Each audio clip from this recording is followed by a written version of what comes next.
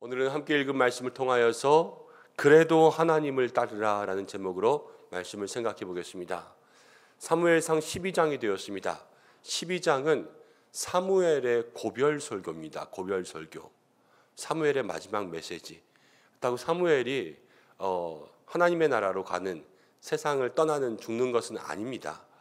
대신 왜 고별 설교냐면 지금까지는 사무엘이 다스리는 사사의 시대에서 이제 왕정 시대, 왕이 세워지지 않았습니까? 사울에게 기름 붓고 모든 지파 앞에서 제비를 뽑아서 사울을 왕으로 공증했습니다. 그렇기 때문에 사사의 시대에서 왕의 시대로 넘어가니까요, 사무엘이 다스리는 그 시대는 끝나는 거예요. 이제 왕이 다스리는 시대가 되죠. 그러면서 사무엘이 마지막으로 이스라엘 백성들을 모아놓고 이렇게 이야기합니다. 나는 이제 늙었고 이제 나에게는 모든 힘들이 다 빠지고 있는데 너희가 구한 왕, 이제 그 왕이 너희를 다스릴 것이다 라고 이야기하면서 백성들에게 한 번 더 이야기하는 것이 있습니다. 너희가 왕을 구하여서 하나님께서 왕을 주셨지만 이 왕을 구한 것 자체가 바로 죄다라는 것을 깨닫게 하는 거예요. 깨닫게 하는 것. 하나님의 사람들, 믿음의 사람들에게 날마다 있어야 될 것은 무엇이냐면 죄를 깨닫게 하는 그러한 모습이 우리에게 있어야 합니다. 먼저는 누가 깨달아야 되겠습니까? 먼저는 내가 깨닫고, 그리고 하나님과 함께하는 나로부터 내 주변에 있는 모든 사람들에게 그 죄와 잘못을 깨우쳐 줄 수 있는 사람, 그 사람이 바로 형통한 사람이죠. 하나님과 함께하는 사무엘, 그 시대에 누구도 하나님의 뜻을 제대로 따르지 못할 때에 그러나 사무엘은 하나님의 사람이 되어서 모든 사람들이 왕을 구할 때 바른 말을 했잖아요. 그러한 형통의 사람들이 우리 모든 성도들 되시기를 간절히 축원합니다. 오늘도 우리의 삶의 죄를 깨닫고 우리의 가정과 우리의 주변에 잘못된 것이 있다면 그것들을 위하여서 내가 대신 회개하고, 욥이 그랬지 않습니까? 혹시 자녀들이 범죄할까 싶어서 자녀들의 명수대로 번제를 하나님 앞에 드렸습니다. 그런 마음에 예배와 제사와 기도가 우리들 마음속에 가득해야 될 줄로 믿습니다. 그러면서 그 죄를 깨우쳐 주고요, 그리고 그 죄가 얼마나 큰지 보라. 그래서 이스라엘 백성들 앞에서 지금은 밀 베는 때, 추수 수확 때거든요. 이 수확 때는 큰 비가 오거나 태풍이 몰거나 그러지 않을 때예요. 그런데 밀 베는 때에 하나님의 진노의 표시로 우레와 비, 천둥번개가 내릴 것이다 라고 했는데 정말 그렇게 하죠. 그때 이스라엘 백성들이 두려워합니다. 왜 두려워하냐면 하나님의 그 초자연적인 현상 앞에서 두려워하면서 두려움 가운데 뭐를 깨달았냐면요, 죄를 깨달은 거예요. 죄를 깨달으니까 누가 무서워졌냐면 하나님이 무섭고요, 말씀 가운데 보니까 하나님과 사무엘을 두려워했다 이렇게 나와 있습니다. 이스라엘 백성들이 하나님 앞에 범죄했습니다. 하나님이 왕이신데 하나님 왕을 버리고 인간 왕을 택하는 것, 그것이 잘못이었죠. 그것이 얼마나 큰 죄인가 마음 가운데 깨닫고 두려워하는 마음이 생긴 것입니다. 먼저는 우리도 이러한 두려움이 있어야 되겠습니다. 어떤 두려움이냐? 우리의 삶의 왕은 하나님이신 줄로 믿습니다. 우리의 왕, 우리 가정의 왕, 우리 교회의 왕, 우리 일터의 왕도 하나님이십니다. 그러나 이 하나님을 버리고 인간 왕을 구한다는 것은 누구입니까? 내가 그 자리에 왕이 되는 것, 이것이 인간 왕 아니겠습니까? 다른 사람이 꼭 대통령이 있고 무슨 장관이 있어서 내 삶을 인도해야지만 그것이 왕이 아니라 내가 주인 노릇하는 것도 내가 왕이 되는 거예요. 인간 왕. 그것이 얼마나 두려운 것인가를 날마다 깨달아서 내가 오늘도 주님 앞에 순종하고 있는가, 내 마음의 자리를 정말로 하나님께 내어드리고 있는가, 혹시라도 그러지 않고 한순간이라도 내가 기도보다도 앞서 있고 말씀보다도 앞서 있고 성령보다도 앞서 있는 나를 발견하게 된다면 여러분 두려워하셔야 돼요. 두려워지면서 하나님이 무서워지고 그러한 마음에 하나님을 경외하는 심령들이 있어야지만 하나님께서 기뻐하실 줄로 믿습니다. 두려워지니까 어떻게 되냐면요, 움츠러들죠. 사람들은 두려우면요 움츠러들게 돼 있어요. 하나님 앞에 나가야 되지만 나가지 못하니까요, 하나님께 직접 나아가서 기도할 수 있음에도 불구하고 자기들이 기도하지 못하고 사무엘에게 기도해 주십시오, 이렇게 이야기합니다. 그때 사무엘이 이렇게 이야기합니다. 하나님께서 너희를 구원하실 것이다. 오늘 말씀 가운데 보면 20절에 사무엘이 백성에게 이르되 두려워하지 말라. 너희가 이 모든 악을 행하였으나 여호와를 따르는 데에서 돌아서지 말고 오직 너희의 마음을 다하여 여호와를 어떻게 하라? 섬기라. 악을 행한 것은 어쩔 수 없어요. 지나간 시간들 악을 행한 것. 그렇지만 이 악을 행하는 것 때문에 하나님을 섬기는 일에서 떠나지 말라 이야기하는 거예요.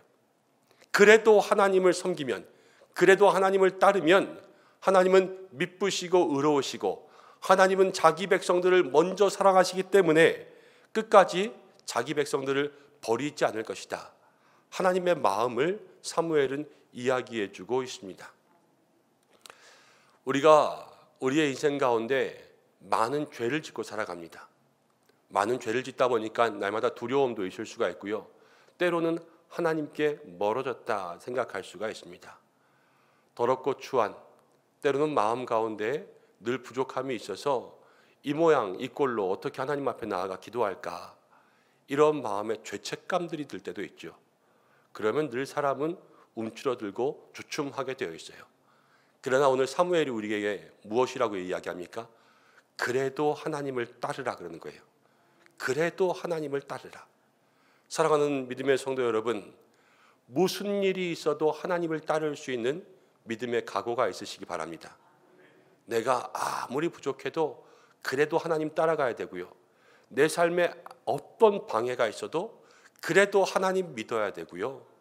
내 삶에 정말로 씻을 수 없는 죄가 있다고 할지라도 두려워도, 하나님의 심판이 얼마나 무섭습니까? 두렵죠. 그러나 그 두려움 가운데서도 버리지 말고 붙잡아야 될 것이 있다면 오직 하나님만을 붙잡아야 될 줄로 믿습니다. 그렇게 붙잡을 때 오늘 사무엘 뭐라고 얘기했습니까?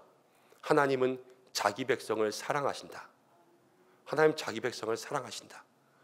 오늘 예배하는 모든 믿음의 성도들을 하나님께서 사랑하시는 줄로 믿습니다.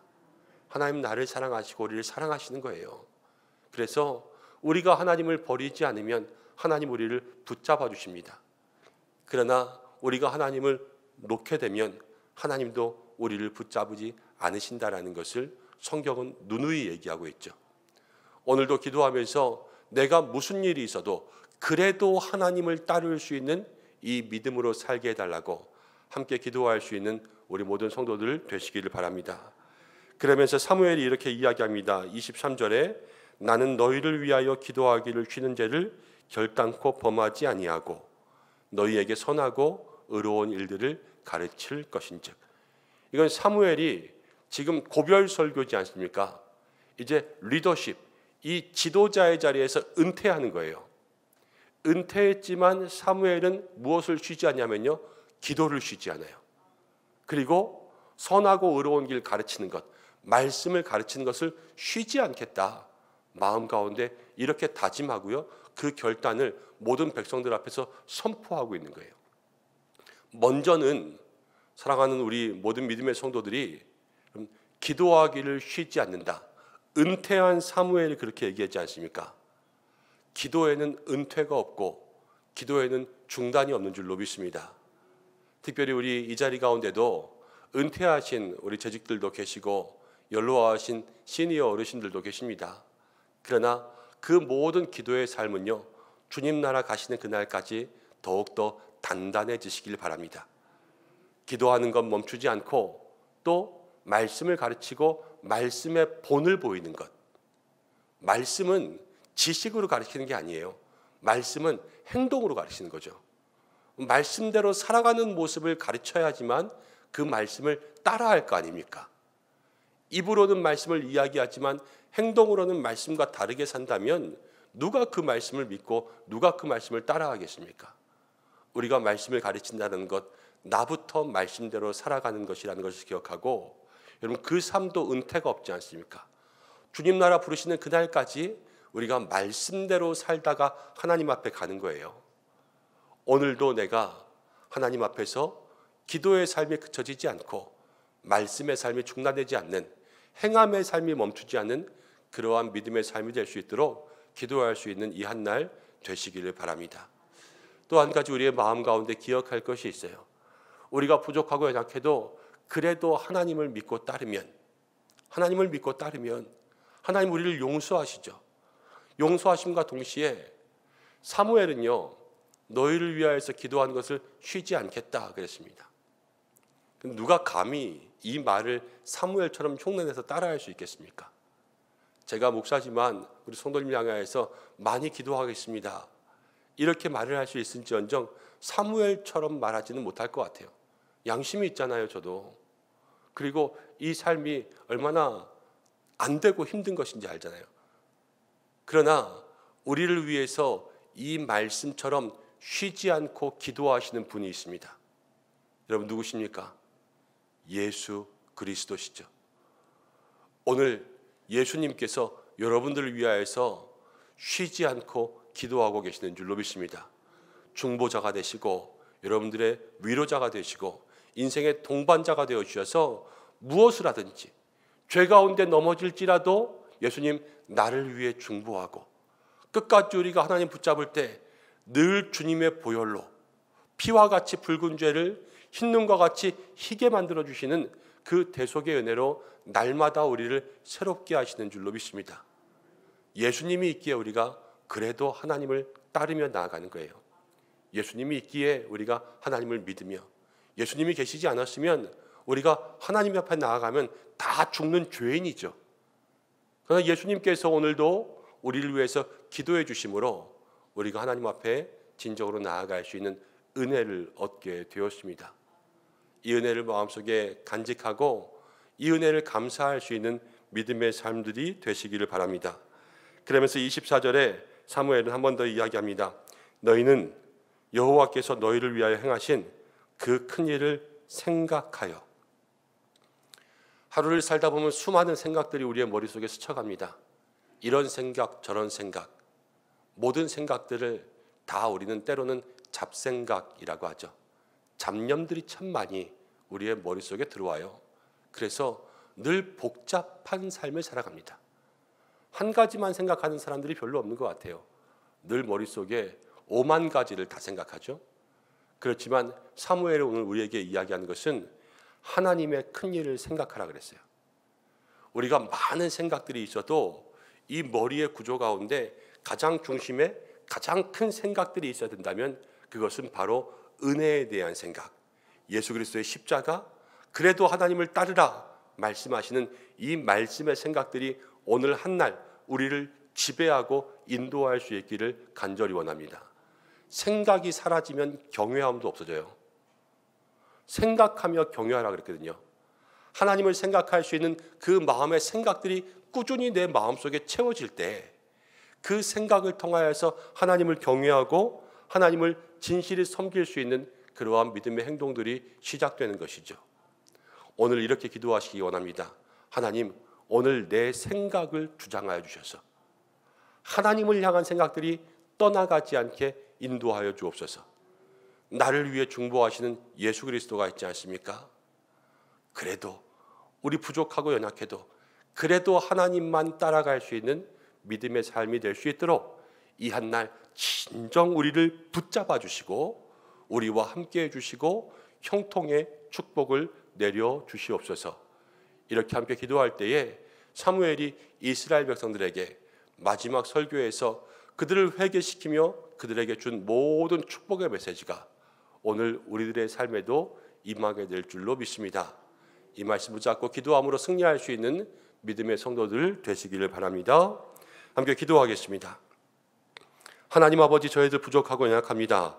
날마다 죄에 넘어지고 날마다 이 세상에 더럽고 추한 세속의 때를 묻히며 살아갑니다.